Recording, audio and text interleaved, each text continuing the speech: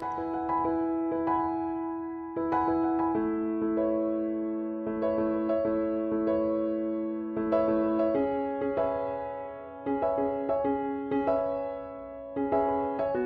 name's Chris Gilfillan.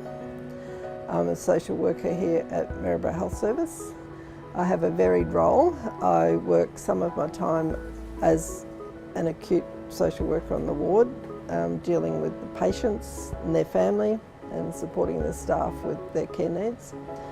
I also work in the nursing homes, supporting residents. I try and see every new resident and support them in settling in. I also support staff. As a social worker, I do training, and I'm part of the team that trains all of the staff of the health service for management of clinical aggression, or Code Grey.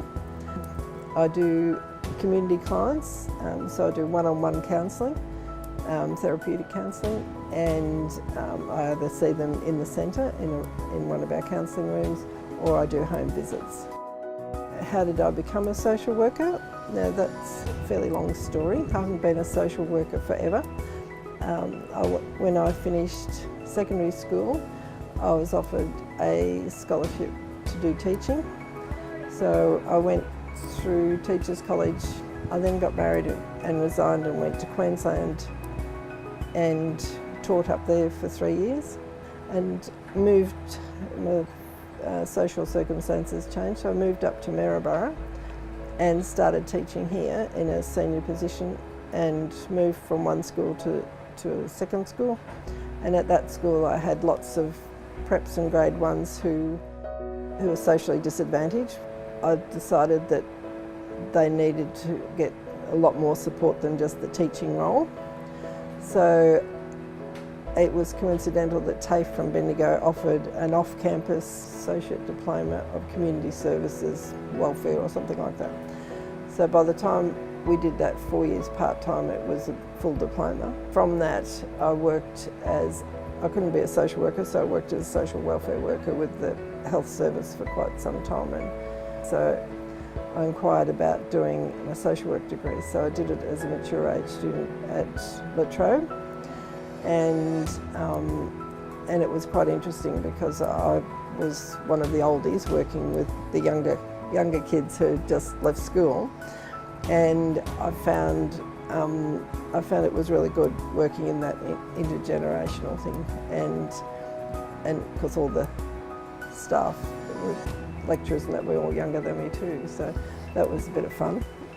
So I've always probably been a bit of a study buff and tried to do better, and I think I said about doing the training, having my teaching background really helps me with passing on that information to other staff and to clients, because a lot of times clients come in for counselling and they don't have the information or knowledge that they need, so it's not because they're not bright or anything, they just haven't been introduced to it. So about educating them, giving them some information is always quite helpful.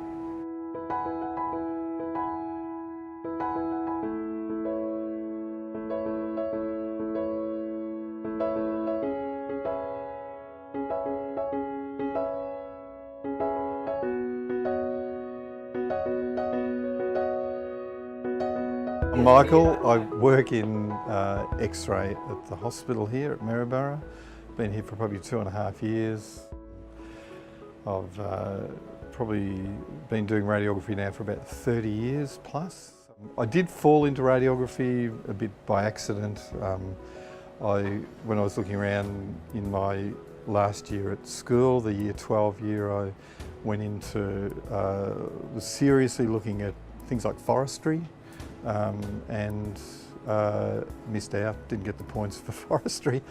A job came up in radiography where I could actually work in radiography and train at the same time, and then fell into that, not really knowing what X-ray was. Like, honestly, I was so green at it. Had very little patient skills or people skills. Huge trouble with children when I first started, like actually relating to children as say an 18-year-old, 19-year-old. trying to get in there. I had great mentors during my study and you know, those first years of radiography where I was able to just kind of latch onto people and see how they operated. I got to Maryborough probably late in my career, so I've been doing this 30 years now, but I've worked in as a sole radiographer, as in a big team of radiographers, 20, 30 or 40 radiographers, done 24-hour shift work. I've worked in places where you have on-call and you're there at 5 a.m. in the morning, doing x-rays. I love that kind of work. You actually work by yourself and you just go for it. The place is yours. You can be in a big department and you're doing the whole thing. It's fantastic work. I was never IT savvy kind of person, but I'm able to use machines as easy as anything. IT issues shouldn't turn anyone off doing medical stuff, particularly radiography, which is seen as kind of a very technical side of things. We work CT, MRI machines, we're working with magnets, if you like, and creating images from magnetic resonance imaging. So it's a kind of a sciencey bent on radiography. It's great. It's very dynamic. Like I said, it's changing a lot. I've gone from working in dark rooms to working digital photography, and it's been a great thing to be involved in.